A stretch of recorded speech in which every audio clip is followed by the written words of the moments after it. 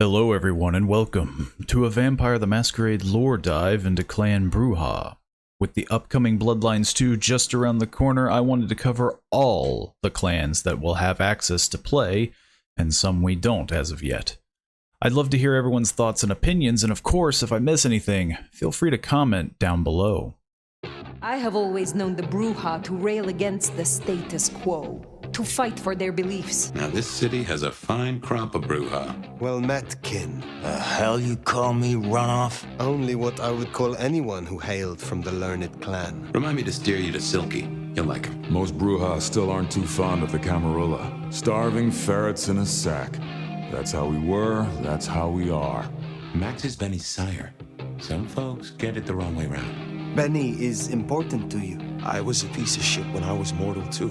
And I started to figure most assholes are just scared, deep down. Listen, you're new here. Do this for us and I'll count it a favor. And who exactly is us? The court calls us anarchs. We can open doors for you or be a goddamn roadblock. Which do you want?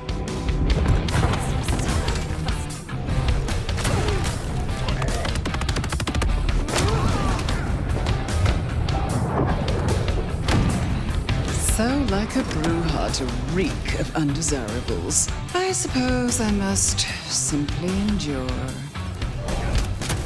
Damn, you're a big one. Want me to massage those big old muscles? Find your own place to pitch a tent. Open your mouth again, and I shall reach in and take your tongue.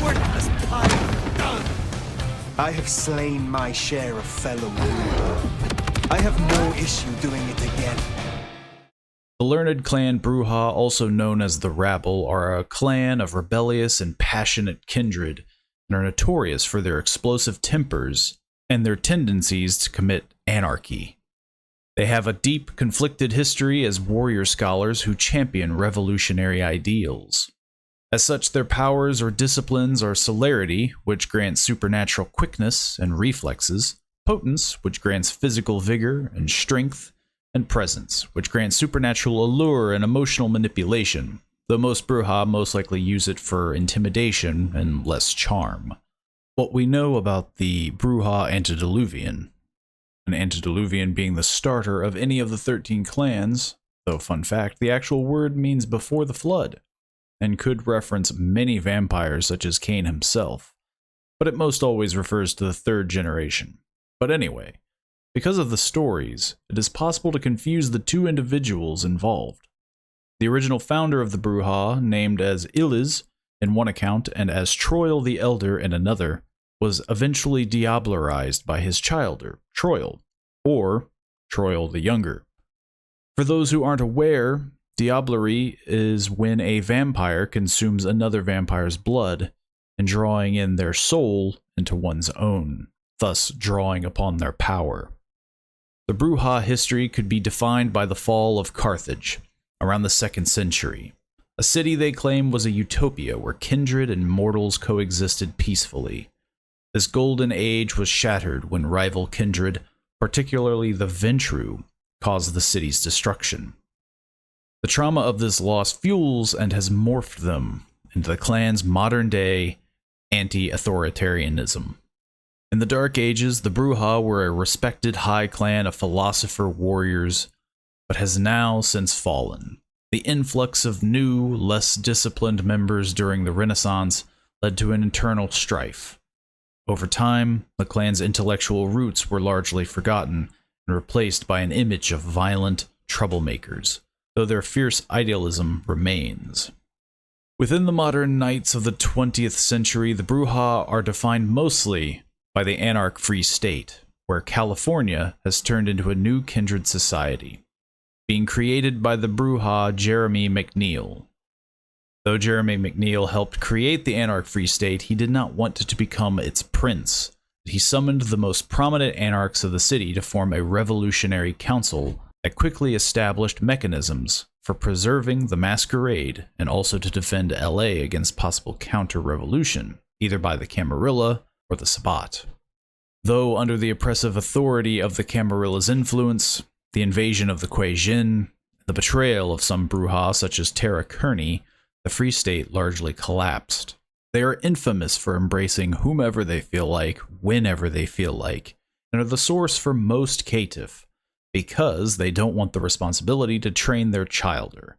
For those who are unfamiliar with the term, in Vampire the Masquerade, a vampire turns a human by biting them, which they call an embrace, and the childer is effectively the child of that vampire. So, most Brujah are deadbeat parents, to put in the simplest of terms. Brujah are driven by a fierce conviction for a cause. Whether righteous or self-serving, this idealism is often expressed through explosive strength and an addiction to conflict. Their beliefs can vary from political anarchism and social activism to simple countercultural belligerence, which is why the clan has the bane of violent temper, or the alternative rule within the tabletop of just violence, both of which are just how they sound. When a Brujah suffers a bane, they generally fly off the handle and have a harder time preventing frenzy or the need to cause damage to someone either mentally or physically. The clan compulsion, if you haven't guessed it already, is rebellion, and generally causes them to go against ideas that represent the status quo, most likely at the worst possible times. Of course, much like Jeremy McNeil, it's not to say it's impossible for a Brujah to fight one's nature, but they're mostly known as punks, rebels, and the rabble now for a reason. Clan Brujah isn't exactly my most favorite clan, but I am a big fan of their punk aesthetic, and I'm a big fan of the fact that on the tabletop they can really divert what you're planning to do in a game.